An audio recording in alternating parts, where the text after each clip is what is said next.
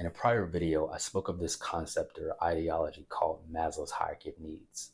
If you're unfamiliar with the topic, feel free to be my guest and check that video out. But for today, what I want to talk about is the modern day rendition of that hierarchy of needs, and it's what I call the KPIs of life.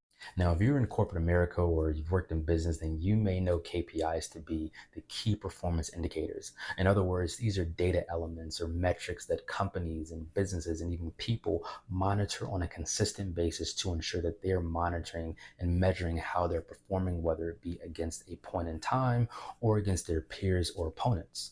In businesses like I don't know, any business for that matter, a typical KPI would be something like the sales volume, right? How many sales of a product that they're selling year over year. It could also be something like the price of that product compared to other prices of similar products.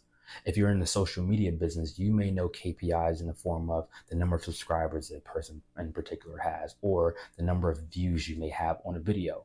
In sports, this can vary as there are a plethora of statistics, but there's some key statistics that are known as KPIs in sports as well. If you're in baseball, you're probably looking at something like a batting average. In basketball, it will look like your field goal percentage or free throw percentage.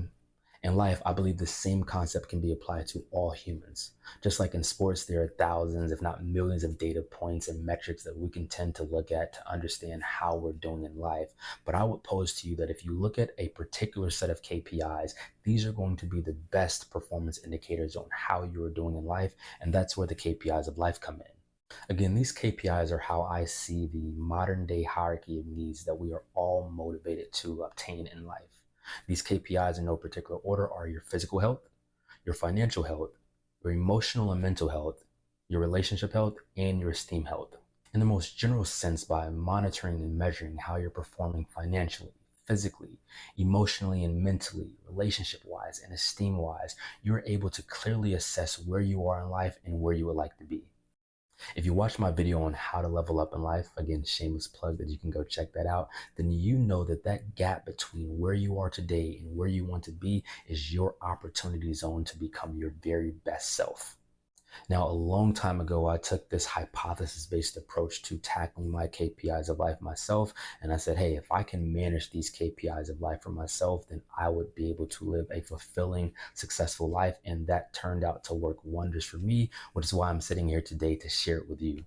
As a guy born out of wedlock to a hustler of a mother, I've been able to fulfill some of my greatest dreams, like traveling the world, earning a six-figure income twice over at some of the greatest firms in the world, amassing a net worth of over $1 million by investing into stocks and real estate, and even buying my mother a car, all while maintaining a healthy mind, body, and spirit, aided by some of the greatest friends on earth.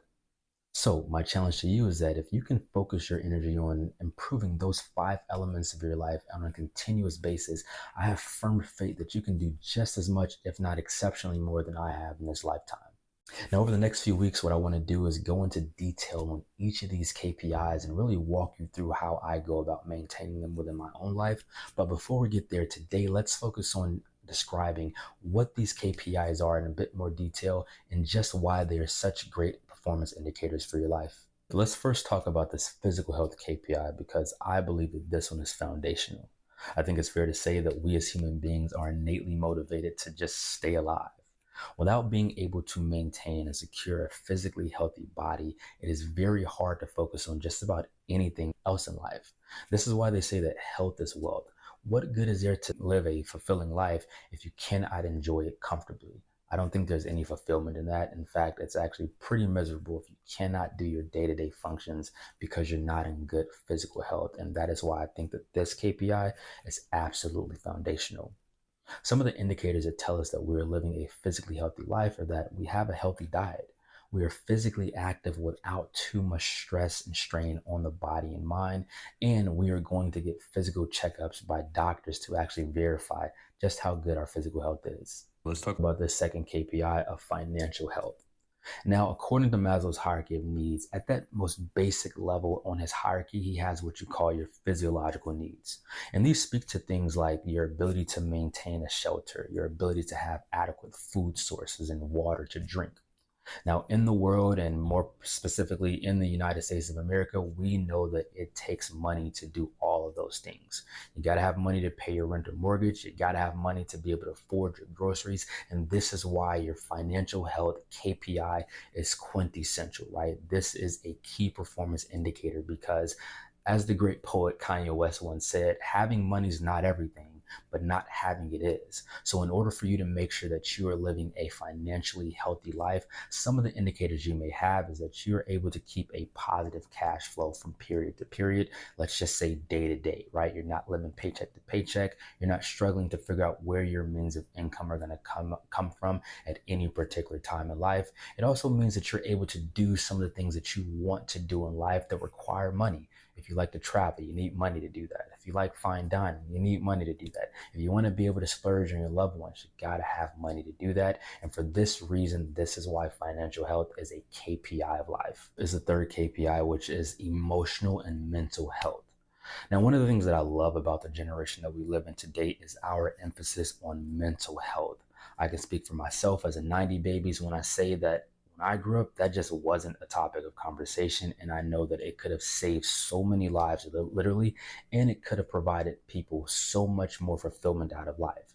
Good thing though, today in this generation, this is a very prevalent topic, and hopefully it does not come as a surprise to you that you have to be locked in mentally and emotionally in order to live a fulfilling life, because otherwise, what good is living a fulfilling life when you're not really all the way there emotionally and mentally? And for that reason, that is why emotional and mental health is a KPI of life as well. KPIs will be your relationship health.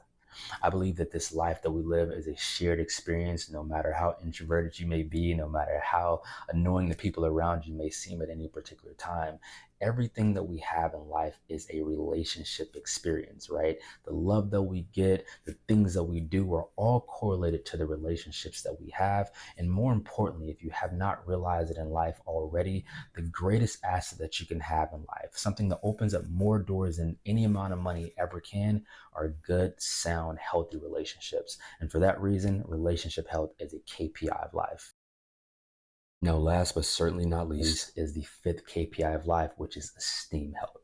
Now, I know we just talked about the importance of relationship health, but I would bargain that there should be no better relationship that you have than the relationship you have with yourself.